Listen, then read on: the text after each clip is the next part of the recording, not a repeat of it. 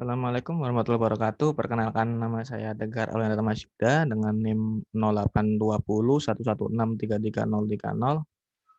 Saya akan mempresentasikan modul UAS dari Sistem Operasi Praktikum.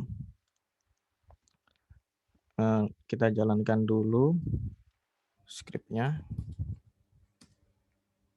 Kita masukkan nama grup, saya pilih grup 1, usernya user 1. Kita masukkan passwordnya. Nah, untuk pertama kita suruh untuk membuat grup baru. Jadi kita print dulu nomor 1, masukkan nama grup. Lalu inputnya tadi grup 1 kita masukkan ke dalam variabel si nama grup ini. Lalu kita menggunakan command group add, lalu variabel nama grup. Lalu ketika dia $tanda tanya tidak sama dengan 0, jadi $tanda tanya itu merupakan sebuah exit status. Jika exit status itu seperti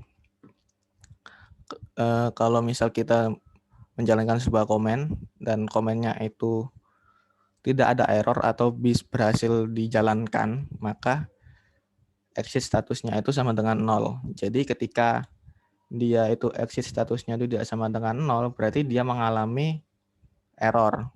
Jadi ketika dia error, maka kita print grup sudah ada, lalu masukkan nama lain.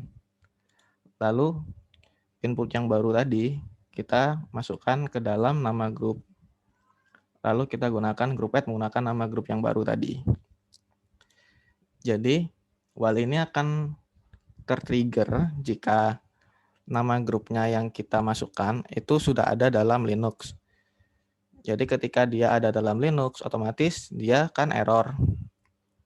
Jika nanti grup add-nya ini error, maka otomatis exit statusnya tadi tidak sama dengan 0, karena kalau 0 itu berarti dia tidak error.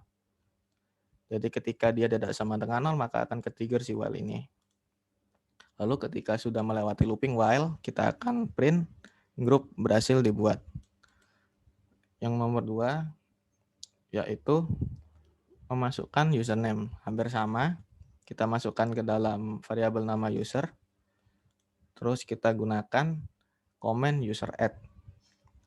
Lalu step S ini buat menspesifikasikan login shell kita mau pakai yang mana. Kita pakai bash, lalu untuk grupnya strip J ini buat grup, kita masukkan nama grup yang tadi variabelnya dan juga nama usernya yang baru.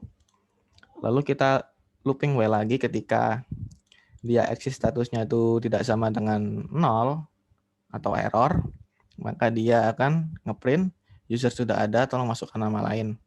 Lalu nama itu dimasukkan ke dalam variabel nama user lagi. Lalu komennya nanti diulangi lagi pakai nama user yang baru. Ketika sudah melewati looping while tadi, maka akan ngeprint user berhasil dibuat.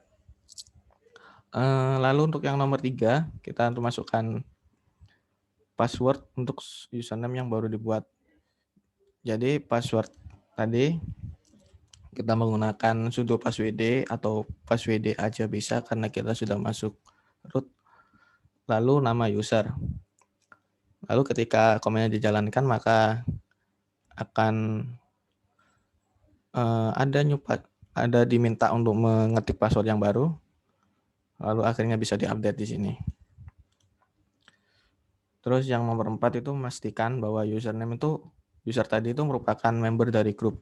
Kita pakai groups, lalu nama usernya tadi. Nah, ketika dijalankan, karena nama usernya tadi itu user 1, maka di sini kelihatan bahwa kalau misalnya user 1 itu berada atau ada di dalam grup 1.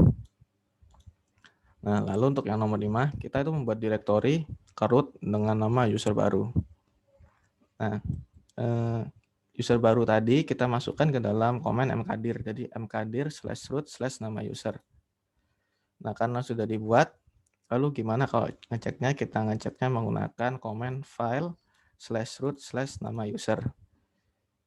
Jadi di sini akan kelihatan kalau misalnya /root/user1 tadi merupakan sebuah direktori dan direktorinya itu benar-benar ada. Lalu untuk yang nomor 6, kita menggunakan untuk mengganti ownership directory ke user dan group. Kita memakai chown, lalu masukkan variabel nama usernya, lalu *2 dan masukkan nama grupnya. Lalu kita direktorinya tadi di nama user, /root/nama user.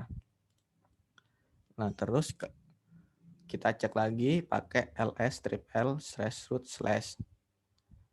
Nah, di sini kan kelihatan kalau misalnya user 1 tadi untuk ownership-nya tuh udah milik user 1 dan juga grup 1. Nah, lalu untuk yang nomor 7, kita itu mengganti perizinan directory itu full access untuk owner dan juga full access untuk grup. Jadi kita pakai comment chmod terus ug plus rwx, umin rwx. Jadi u itu untuk user dan g itu untuk groups. Dan plus itu dia menandakan bahwa dia akan memberi perizinan. Dan rwx itu kepanjangan dari read, write, dan execution. Jadi untuk user dan grup ini akan diberi perizinan untuk membaca, menulis, dan mengeksekusi. Lah untuk O ini, O itu untuk selain user dan grup. Selain user dan grup itu akan dijabut selain user dan grup tadi akan dijabut perizinannya untuk read, write, and execution tadi. Dan kita lalu memasukkan nama direktorinya tadi. Direktorinya tadi di /root/nama user. Jadi kalau misalnya kita lihat di hasilnya tadi, maka perizinannya kan udah berbeda dengan yang sebelumnya. Nah, lalu untuk yang nomor 8 memastikan bahwa hanya owner yang mampu mendelete file. Jadi hampir sama komennya, cuma yang terakhir kita tambahi T. T itu parameter untuk yang namanya sticky bit. Sticky bit itu parameter yang memastikan kalau misalnya hanya owner dan juga root yang mampu untuk merename ataupun mendelete file. Jadi kalau misalnya kita ngecek di ls-l/root/, maka nanti kalau misalnya di sini maka nggak akan perizinannya tuh sama. Cuma nanti kalau misalnya kita login memakai user lain akan misalnya menghapus salah satu file yang bukan kita yang buat, maka akan ditolak oleh sistemnya. Lalu untuk yang nomor 9 di sini tuh pastikan bahwa script di atas ini bisa dieksekusi. Saya memakai if else di sini, lalu pakai comment test strip x ini untuk menandakan parameternya itu menandakan bahwa file ini itu ada dan bisa untuk dieksekusi. Jadi kita masukkan direktori tadi, direktori saya ada di wasmester3/wasmester3.sh. Nah, hasil dari ini itu merupakan true and false. Jadi kalau misalnya dia itu true, maka otomatis dia tuh bisa dieksekusi kan. Maka saya print kata-kata file punya izin eksekusi. Dan jika hasil tes strip X ini false atau tidak bisa dieksekusi, maka saya akan ngeprint echo file tidak punya izin eksekusi. Dan untuk di terminal tadi, dia akhirnya ngeprint file punya izin eksekusi. Berarti wasmester3.sh ini atau script ini memang bisa dieksekusi. Sekian presentasi dari saya. Mohon maaf apabila ada salah kata. Assalamualaikum warahmatullahi wabarakatuh.